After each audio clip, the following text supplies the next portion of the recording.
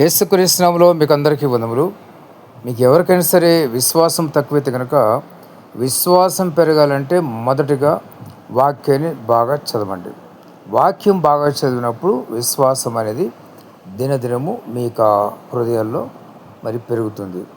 దేవుని వాక్యం అంతా చదువుతున్నప్పుడు జాగ్రత్తగా చూసి చదువుతున్నప్పుడు దేవుడు మరి ఎక్కడెక్కడ ఏమి అద్భుత కార్యాలు చేశాడు, ఆయన కార్యాలు ఎలా ఉన్నవి, అవన్నీ జాగ్రత్తగా మీరు పరిశీలనగా చదివినట్లయితే కనుక మీలో విశ్వాసం అనేది నాటబడుతుంది. మీలో విశ్వాస బీజాలు వస్తాయి. ఆ విశ్వాస బీజాలు మళ్ళీ మీకు విశ్వాసాన్ని పుట్టిస్తుంది.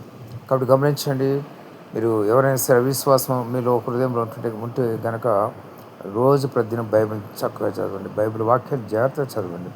మరి ఖచ్చితంగా మీలో విశ్వాసం అభివృద్ధి పొందుతుంది. అదొకటే కాదు, ప్రార్థనా జీవితం కూడా చాలా ప్రాముఖ్యం. ప్రార్థన మరి విశ్వాసం కలిగి ఉన్నప్పుడు, వాక్యం చదివినప్పుడు విశ్వాసం వస్తుంది.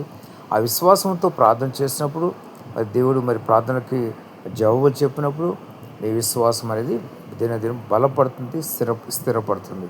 కాబట్టి గమనించండి, ఎవరు కూడా మరి నిర్లక్ష్యం చేయొద్దు.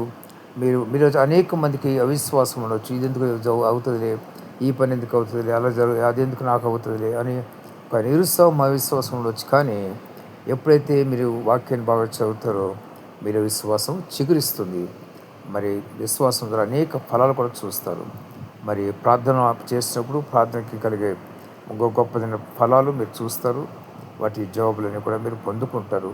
దేవుని స్తుతించి మహింపరుస్తారు, ఘనపరుస్తారు. దేవుడి మాటలు మీరు దీవించాల్సి గాక. ఆమెన్.